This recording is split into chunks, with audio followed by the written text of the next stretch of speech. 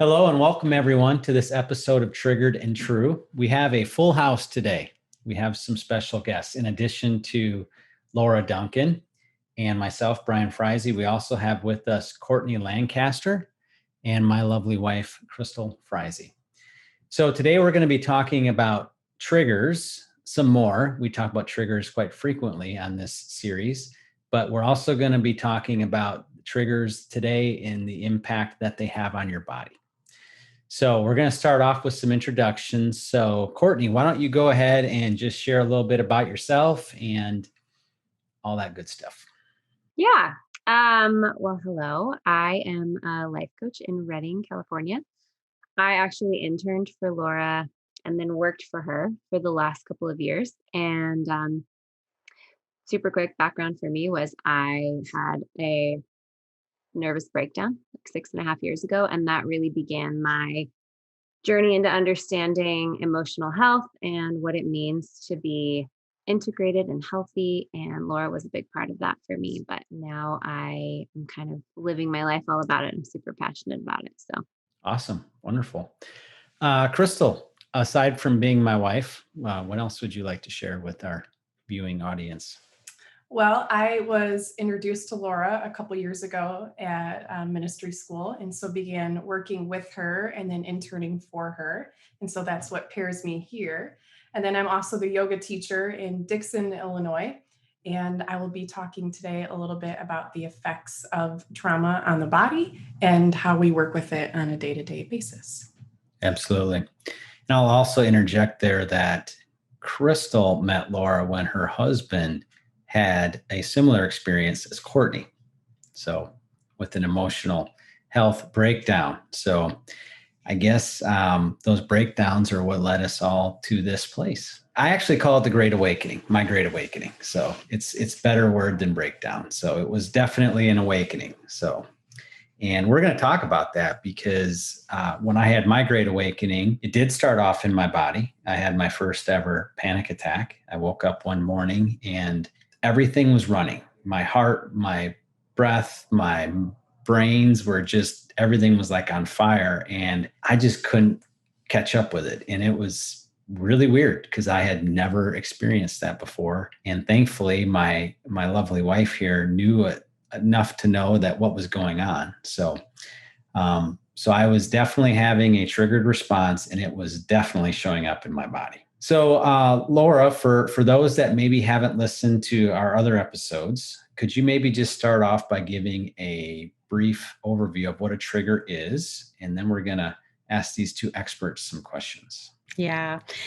Before I do that, it's just really fun to all be on a podcast together. We've all been working together for a couple of years now, and it kind of feels like a big moment to be able to all be together, sharing something that we've all been growing in together. And I'm really happy to be here. So triggers, that's why we're also here, is talk about triggers. And I love what Courtney and Krystal are going to bring as far as the impact that the body has with triggers. So my definition of triggers is triggers are a irrational response to a rational or irrational situation. And so when we get triggered, we are actually, it's causing us to feel feelings. It's causing us to have emotions, similar to what Brian was saying of feeling it in your physical body. You have thoughts in your brain that you're thinking, and you have emotions that come up. And those triggers are causing us to have reactions. And I've said it before that those are like emotional allergic reactions that we're having to pain that hasn't been taken care of, pain that hasn't been comforted, or unmet emotional needs. And so when we have those triggers happening, they're actually messengers that are helping us know that we have pain that we didn't know was there. And that's what sometimes can be scary with, like what Brian was saying, when he was feeling all those physical sensations. It can be really scary because we don't know what a trigger is, and we don't know how it affects us emotionally, mentally, or physically. And that's why I'm really excited that we're going to be talking about the physical aspect today. One thing I would add to your definition, Laura, that I think is important. You talked about it being an irrational response to a rational or irrational situation, but it can also be to a person, or a circumstance. And I also want to highlight that it can be a perfectly rational person or circumstance. And I think sometimes when I've shared that definition with people, they get hung up on the irrational and they're like, well, it's not irrational to be upset about blah, blah, blah. Well, it is rational situation, but what's going on in your internal world is really over the top and it's irrational. Yeah. So yeah, a lot of times people will be able to recognize a trigger if it's an irrational, if they can judge it as irrational. So if something really small happens in your life and you have a big response, the average person's going to say, hey, I'm being triggered right now. But when something that is actually a really big deal happens and we get triggered, we usually say, that's okay that we're feeling this way. It's rational because of it. But one of the beautiful things about this process is you could be at peace regardless if it's rational or irrational. Yeah. And that's what gave me a lot of hope. All right. So, Courtney, when we're having this triggered response, what's going on in our body? What's physiologically what's happening? Well, we're freaking out. That's it. Okay, we're done. We're done. Let's stop the podcast. Yeah. So I want to say that I would love to be an expert someday. I don't know that I'm quite in that realm, but I am passionate about studying it. So everything that I know comes from the work of, if you've heard of the book, The Body Keeps the Score, Bessel van der Kolk, Stephen Porges with polyvagal theory, Peter Levine, somatic experience, which is understanding how trauma kind of manifests in the body. So basically, we all have in our brainstem something called neuroception in the back of our brainstem, and it's our threat detector response. And it's constantly scanning our environment from the day that we were born for safety or danger, safety or danger. When we experience disconnection or unsafety without resolve of any kind, that would be the definition of trauma. So we 20 years ago, 30 years ago and beyond, we didn't really know the high value of emotional attunement, which means that you had caregivers in your life that could be with you to sit with you and help you process and understand your emotions. We didn't know the value of that. We didn't even know how to do that. It's not like today where the conversation, there's so many conversations about how important that is. And so developmentally, it's as important as so many of the needs that we look to when we look for trauma. Were we neglected? Were we abused? Did we have all of our physical needs met? What's really important to look at is, were you attuned to emotionally? So if we weren't attuned to, that means that nobody was with us in our emotions. And if no one's with you in an experience, then your body will learn that that experience is dangerous. For example, if you were sad and you weren't allowed to be sad, stop crying, boys don't cry. Like one of my clients said, her mom always told her, suck it up, buttercup. And if it wasn't, I've maybe said that before. Things we know now. Yeah. So if sadness wasn't safe to feel because nobody was with you saying, oh my gosh, you're sad. This is sadness. This makes so much sense. I'll be with you for as long as you need until you feel better. Then, like I said, your body will read that as danger, because disconnection is dangerous. We are wired for safety and connection to our caregivers. So if they disconnect from us by telling us to get over it, or they maybe physically walk away, or they're not emotionally with us in it, then our body learns to read that as a threat. So every time we experience those emotions growing up and our body says, I feel sad, that's dangerous, or I feel angry, that's dangerous, we just kind of push that down. There's a lot of science behind that as well, but it's almost like, I have a coach that has helped me understand this, and she calls it like a receptacle. We like kind of put it away in like this trash receptacle. And that emotion is just energy in motion. So anytime we have emotion come up and we actually suppress it, or we distract ourselves from it, or we don't know how to be with it, like Laura talks about bringing compassion to it, we basically just store it. That energy doesn't go anywhere. It stays inside our body until we get to the point like Brian, you and I did, where the trash can of unfelt emotions that our bodies didn't think were safe to feel gets so full that it's like an overload to our system. It's like the straw that broke the camel's back, and then you kind of feel it all at once. And it's a really hard way to do that. There are easier ways to learn about and process and heal your emotions. But so what's happening in your body when you're triggered is that your body thinks it's protecting you from a threat.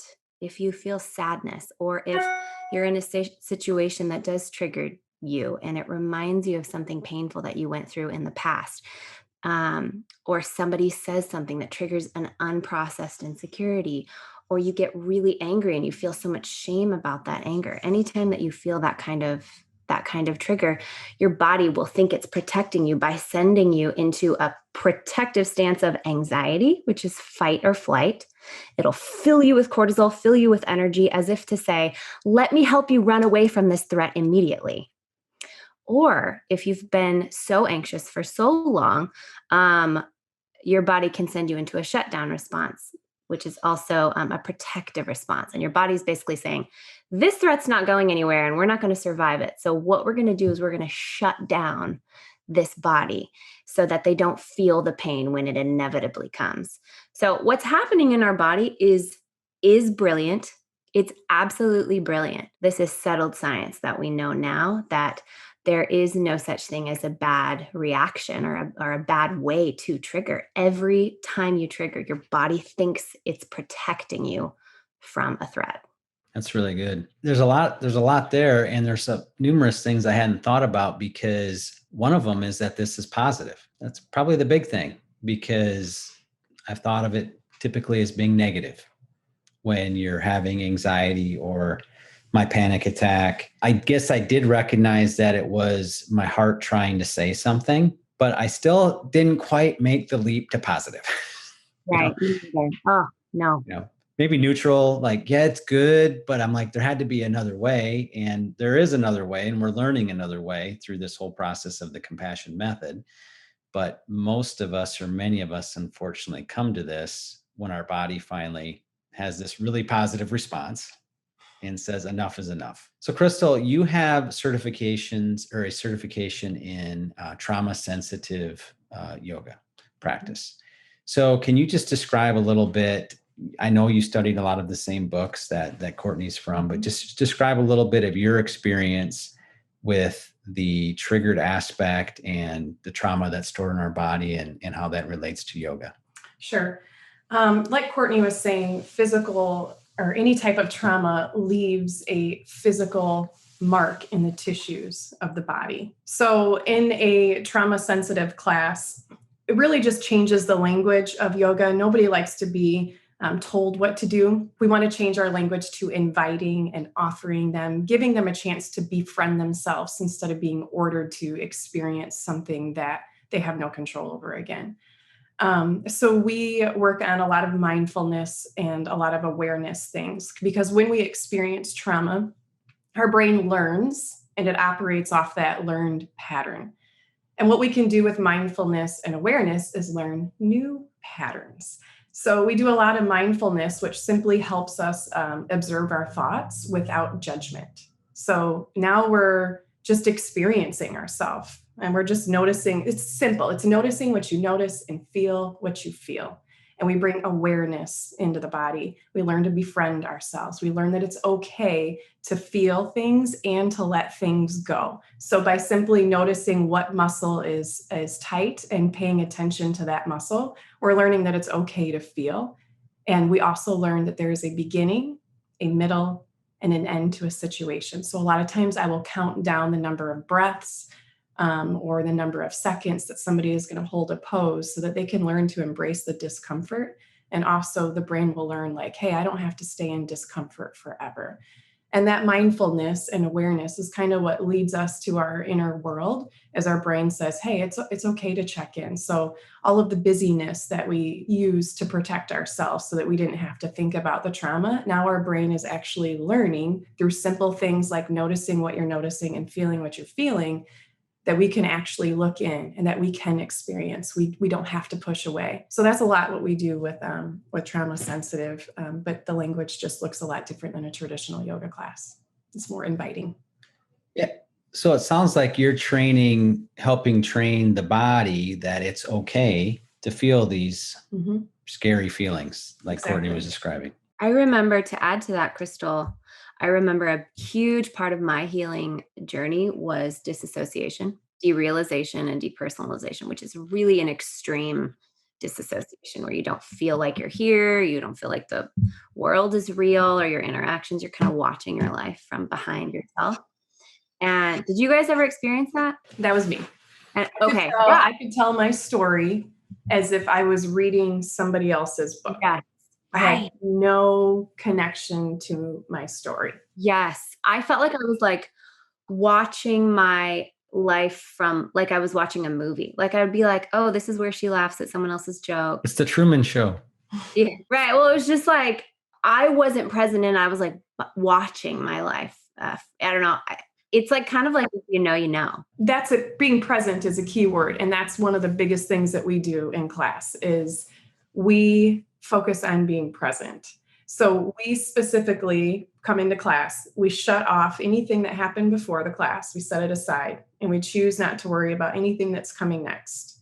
Our goal is to stay present. And what helps us stay present is noticing what we notice and feel what we feel, and also setting an intention for the class. So I love setting an intention because a lot of times, like this morning in my class, I invited everybody to invite an intention of the truth of who they were. So every inhale, hey, I'm a good mom. I'm a good wife. I'm a good friend. And every exhale, we're letting go of any lie that comes against that, either that we've heard from friends, ourselves, or anybody else. And that helps us stay present. And so when the mind begins to wander or thoughts try to creep in throughout the class, this is our break. So all we have to do in class for that whole hour is when the mind tries to wander, we bring it back to our breath. One of the amazing things about the breath, not that it's only life-giving, but you can't breathe in the past and you cannot breathe in the future. You can only breathe in the present. And so when those thoughts try to creep in, we bring it back to our breath, which guides us back to our intention. So we get to experience the gift of being present. And being present is a break on our nervous system, right? It gives us that feeling. Like one of the things I like to do when we go to our place in Destin is go hunt for shells. When you are hunting for a specific shell, you can't focus on anything else because you're like, I got to find this specific one. And it's just being present. So, and being present, again, allows the body to learn a new pattern, the brain to learn a new pattern. So that being present is huge. And then all of a sudden in life, you realize that you're being able to be more present with yourself, with your kids, with your family in each moment. So it really prepares the brain to be present, and it also gives the nervous system the regulation that it needs, because we know that anybody that experiences trauma, our nervous system is a hot mess most of the time, right? And so we give the hot mess a break. So Courtney, how do you help people learn to understand what their body is saying to them? Krystal's talking about using breath and setting an intention and really kind of trying to stay present and be focused. Kind of what's your strategy working with people in more of a consultative standpoint? So the way that I help people is the way that I learned nervous system regulation, and the way that some of the things that helped me the most were understanding that your state creates your story. That's not like a new thing. That's like very common. Like you've heard like motivational speakers will like have you move a lot, like change your state. But there's a lot of real science behind that. And one of the ways that I got stuck was in believing all my thoughts that were coming through my brain. But my brain's thoughts were actually just coming from my dysregulated body, my dysregulated nervous system. And just like you said, Krystal, when we've experienced trauma, our nervous system becomes chronically dysregulated. So it's in a chronically self-protective state, which means that you're looking for threat all the time. So now I can look back and be like, oh, poor me. I was like, I thought everything, the sky was falling, because that was matching my internal experience. my childhood experience in some ways was that if I had so much emotion, I had nowhere to go with it. So I was just projecting it onto every single situation and relationship that I had. And I was coming to therapy and trying to solve all these present day problems. And that was one of that was kind of slowed down my process. I'm also highly imaginative. Laura will tell you.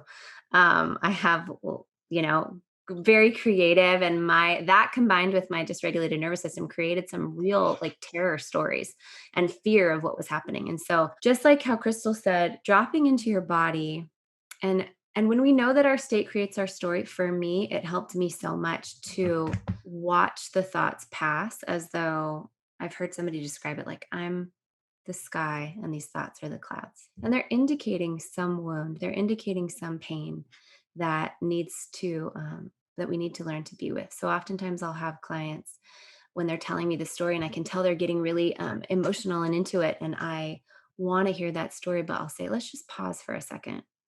And if you were to scan from the top of your body down, where do you notice that? Where do you notice sensations? Do you feel a heaviness in your shoulders? Do you feel a tightness in your chest or your stomach? A lot of times people feel like a tightness in their throat or emotion and tears in their eyes. And then we'll just learn to be with that for a moment. And there's something I want to be honest and say, I don't know all of the science behind this concept, but it's something called the subcortical response, which I'm looking into. I invite anyone else to look into it as well, where it's kind of the thing where, well, I'll just give you an example. So sometimes you can like pay attention to the sensations in your body and you can say, gosh, I notice a heaviness in my chest. And if we just sit there, kind of like Hillary Ann McBride calls it bird watching your emotions, like we're not trying to change the sensation, we're just with it. And when we can be with it, we can ask and inquire within, if that sensation had a message for you, what would it be? 100% of the time, someone will say, they'll start crying, or they'll say, I feel scared, or they'll say, I feel lonely. And then you can kind of work with that message. So it's like kind of having this dialogue with your body. And these answers, who knows where they're coming from, but it is actually scientific that they represent a story. Your body's always telling a story. In a way, your triggers are your younger selves living out their experience in present time. So compassion looks like learning to be with not only the imagined younger self, but also the physical sensations that come up when you're imagining your younger self as well, and being with those also. Laura, anything you want to add to our discussion so far? Very interesting. I like it. I haven't dived into the physical aspect, even though I do bring that up when I work with people, but just the whole scientific process is really intriguing. When I first started this process, I paired the emotional aspect with the brain science of it. And it was really amazing on an emotional level, but I also really like hearing about it on a physical level too. I think how you are both explaining it and sharing it is just really amazing. Definitely agree with lots of it and share it in different ways, but I like hearing it. It's so fun to look at things like in different facets of like kind of the same thing, but looking at it from a different perspective. I know one of the things when you're going through the remote control exercise and we're identifying our trigger, you often say, describe what your body's feeling. And look for those, because like Courtney was saying, we have these telltale things that we do that are happening at a subconscious level, and our body's protecting itself. It's talking to us. It's doing all these things that we're talking about. And that was helpful for me. However, I still feel quite a disconnect to what's going on in my body. And I think it might be related to thinking that it's negative. Still not embracing the positivity here. Because anxiety attacks aren't exactly like, they're not thinking anybody's like, yes, I had one, But anyway. It's true. No, I really like that. That's why I always call them, triggers or messengers, and they're actually opportunities, and so a trigger, whether it be your mind's trigger, your body's trigger, or your emotional trigger, which they're always happening together. Whether any of those are happening, it's a messenger that's trying to help you get to the wound. If you didn't have a wound, you wouldn't trigger. If you didn't have unmet need, you wouldn't trigger. And so it's really amazing how our body wants to help us so much. And like how you were saying, it seems like it's a negative thing because it doesn't feel good. But imagine if you couldn't feel pain. One of the examples I use is if there was a hot surface and I put my hand on it and my body didn't tell me, my brain didn't tell me that it was hurting me, I would melt my hand off. And so I think of it so much as like, thank you, body, for telling me these things, sending these messengers, even though they're uncomfortable, even though they're hard. It's so amazing that our body says that. And also another example I give, if let's say working out, Brian, you work out a lot. When you work out and you haven't worked out, it hurts. It even hurts when you do work out all the time, but it hurts excessively when you haven't worked out. You get sore, feels like you're going to die. At least that's how it feels to me. You're out of breath, you're sore, it feels painful. Imagine if we didn't have the knowledge we have of working out, we would actually think we were dying in that moment. We would think that our body, something bad was happening. So we'd stop working out. We'd never become stronger because it was bad that we felt those things. That's what our brain would tell us. But we all know on this call, and probably almost anyone that's listening, that it's good for our body to get sore because it builds strength. So if you took that same analogy and you used it for our emotions and our internal world, if we know that it's doing the exact same thing as exercise, now we're like, yes, now we want in a way the pain to come because we know it's producing something. Yeah, that's a different perspective for sure. Krystal, one thing I was wondering if you could share in your practice. I hear you talk about it a lot, and I think it relates to what we're talking about right now is honoring your body. Mm-hmm. And just want to share your philosophy and how you share that with your students. Yeah, I mean, it's a self-love thing. It's loving us for who we are. It's loving our true selves, right? And yoga is not a competition, and everybody's physically made different. And one of the things that I end class with every single time is we always take time to honor the body for everything it could and couldn't do. And it just takes the pressure off of us, and it takes the shame away from what we can't do. And it takes the competition away. And we just learn to love ourselves right where we're at. So that is just something I do at the end of every class. And I started sharing that a while ago, and person after person after person would tell me that that was one of the most significant parts of the class, was hearing that spoke over them. So, and obviously that becomes a very emotional thing for people. And that's where I feel like the yoga is a great lead in to dealing with your emotional self. And I printed out this quote from van der Kolk, and this is my favorite one, but it's, when you're taking notice of what you're feeling, maybe that doesn't feel so significant, but learning to inhabit the body for people that have, like you talked about earlier, Laura, tucking things away. And Courtney, you said the same thing. As we put those things away, it's a really big deal to learn how to inhabit the body. And so van der Kolk tells us that body awareness puts us in touch with our inner world, the landscape of our organism. So simply noticing our annoyance, nervousness, or anxiety immediately helps us shift our perspective and opens up new options other than our automatic habitual reactions, which means we get to learn how to handle something in a different way. So just learning that with the physical body is a great entryway to dealing with our inner world. Yeah. And learning how to react differently. And that's what the compassion method is about. It's learning a new way. It's learning to recognize what's happening. And I'm getting a lot more insights today, and I'm sure everyone else is too. But learning what's happening, and then learning to apply compassion and work through the steps of the compassion method. And Courtney, I'm curious with your clients, when you work with them, when the body literally keeps the score, and the physical reactions start to come into play, how you deal with them. I mean, how I deal with them in class is we breathe, right? Because if you can regulate your breath, then you can regulate your nervous system. And when you're further walking into your inner world, to me, that is a great prerequisite, because when they're dealing with the intense emotional pain, being able to have some sort of tool to calm their physical sensations seems to be very important for helping them safely walk through an emotional trigger.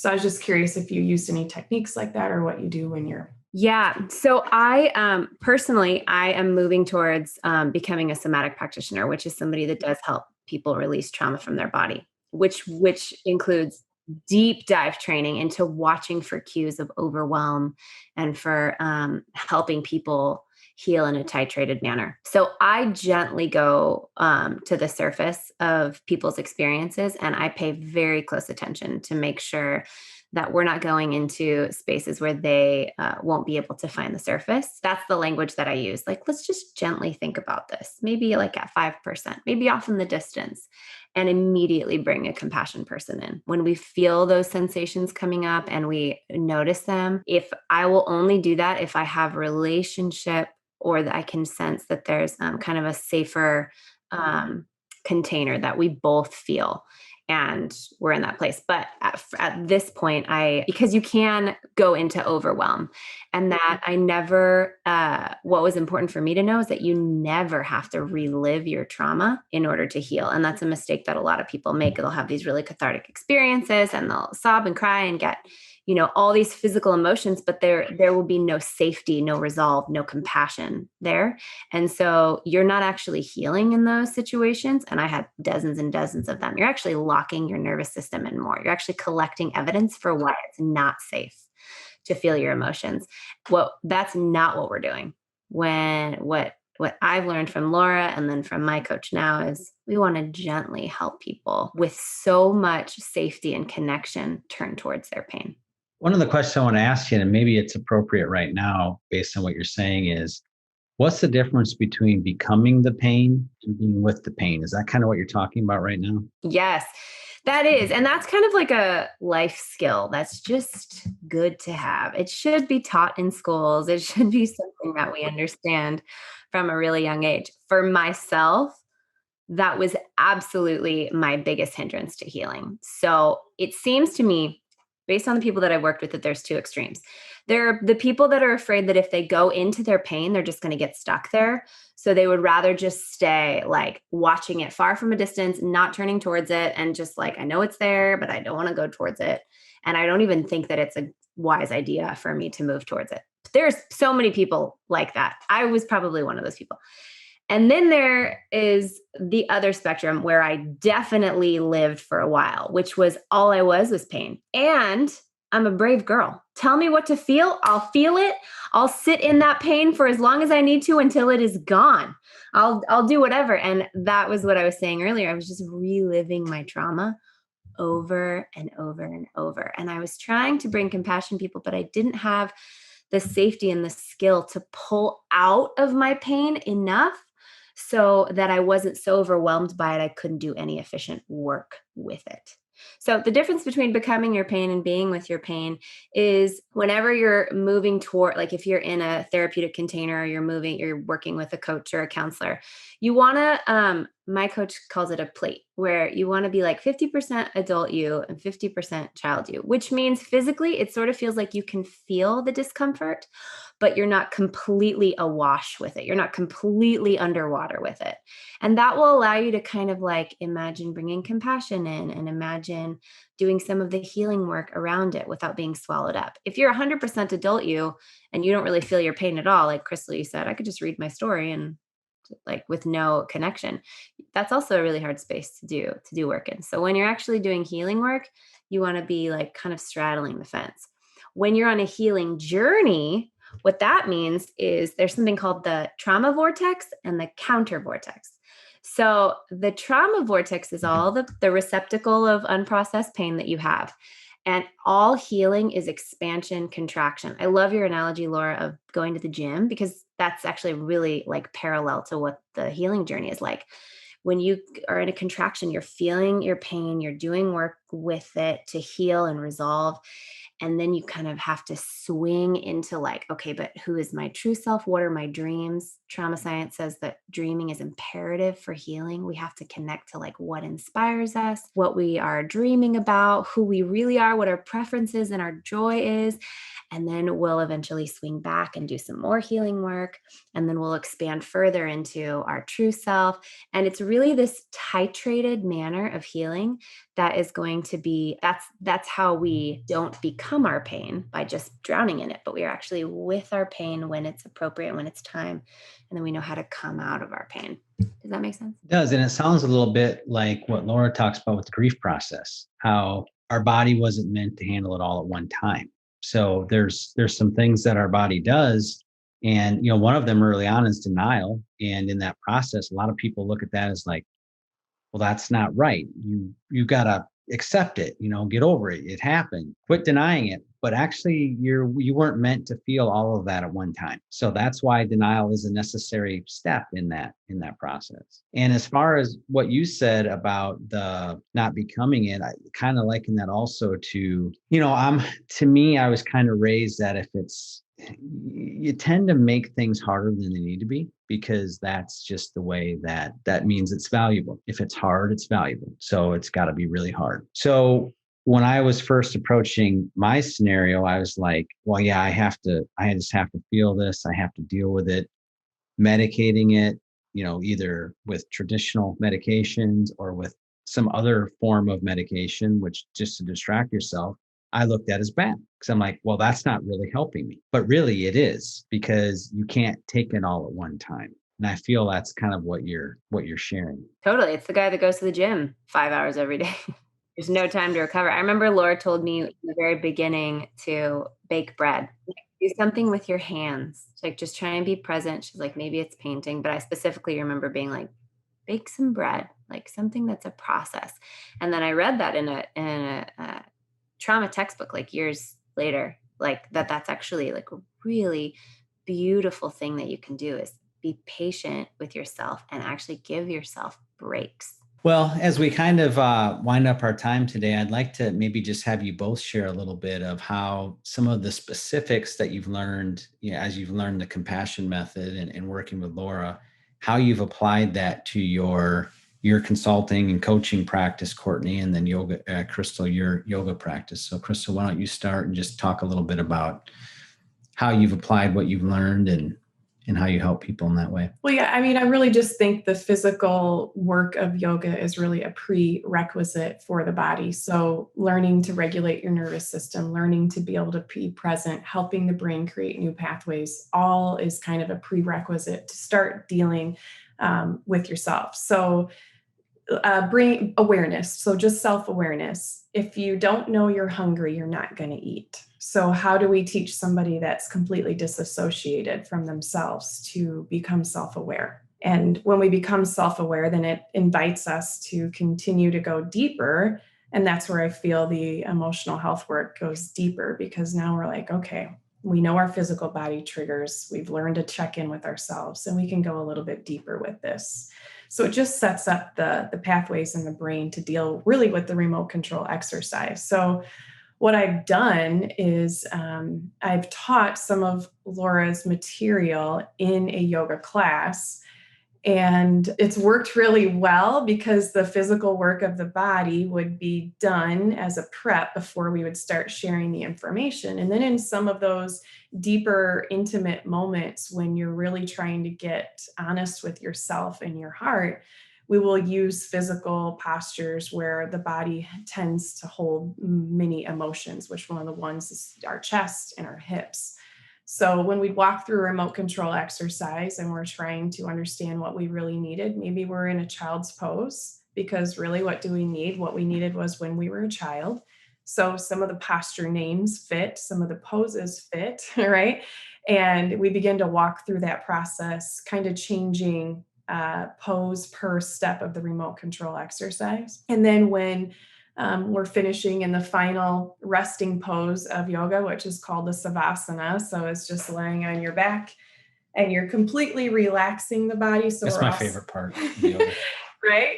A lot of people and then when she comes and gives me a massage. Right? A lot of people have the shirt, I came for the savasana. Well, little do they know that we're really releasing, we're specifically releasing certain parts of the body that are connected to the vagus nerve that induce that relaxation response. So now they're in a place to receive. And when you're in that place to receive, I will read the compassion statements over them and let them soak in that in the last few minutes and let them absorb it. So I've kind of combined the material with the physical practice, and it's been a lot. It's been really good. Courtney, how about you? So I need to do more yoga. I know, I'm so inspired. Yeah, that's been my takeaway. Gosh, well, first of all, truly could like make me emotional is Laura and the compassion method absolutely changed my life. What I've learned from her is basically the foundation of trauma science, trauma healing. And it's that we are all wired for love and connection, and we learn shame. Shame is not who we are. It's not how we were born.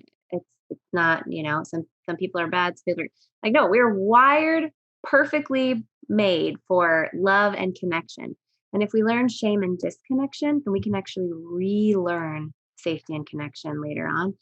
And one of the most powerful ways to do that is what Laura teaches, which is bringing people in, and then eventually like bringing your adult self in. I think, Brian, you said it, like you got to the point with your younger self where you had brought all these resources in, these grandparents and like compassionate people in to be with your child self. And then you got to a point where you're like, I want to be with my child self. And that is integration. That's integration, which is so powerful. So that is really the foundation for the work that I do with clients.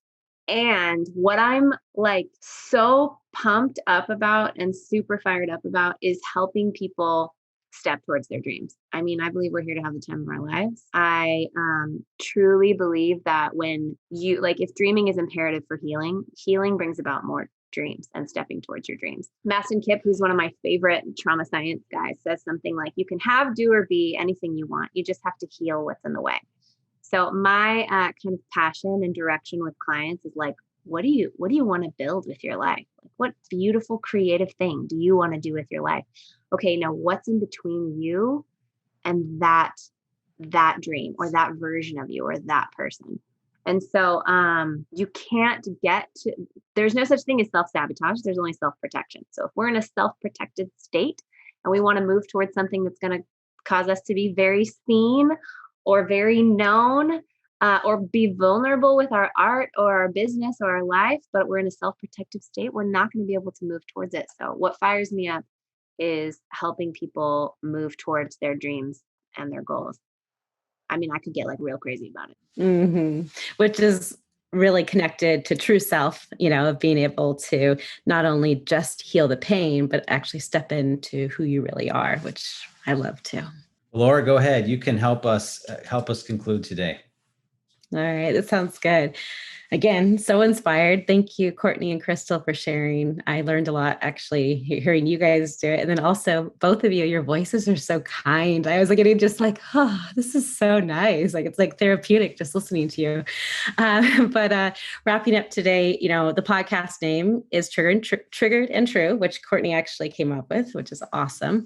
And then I love how Courtney just ended that because the whole purpose of the compassion method is to actually be reconnected with who we were created to be, our truest self. And like she was saying, it's only pain or unmet need that's creating a barrier between us being able to connect with our true self. So again, I love how all of these triggers are leading us back to ourselves. They're leading us home. And I think it's really exciting seeing how our body is also helping us in the journey of leading us home and back to our true self.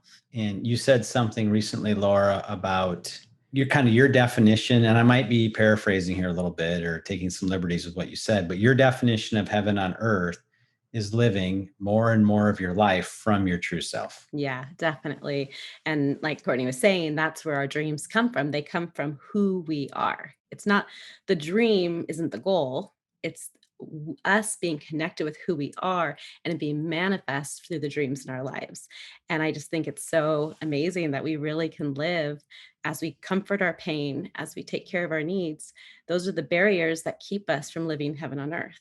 And as we do that, we'll step more and more into who we are actually going to be, what I believe, for all eternity. Wow, that's some powerful stuff to end our episode on today. So, all right. Well, thank you everyone for joining us for this episode of Triggered and True. And be sure to follow Laura on social media because there'll be posts from how to get a hold of Courtney and her information. Yep. There'll also be information about Krystal and her yoga practice for those that live here in Dixon, Illinois, or anybody that wants to travel to our lovely city of Dixon, Illinois. All right. Well, thank you everyone and take care.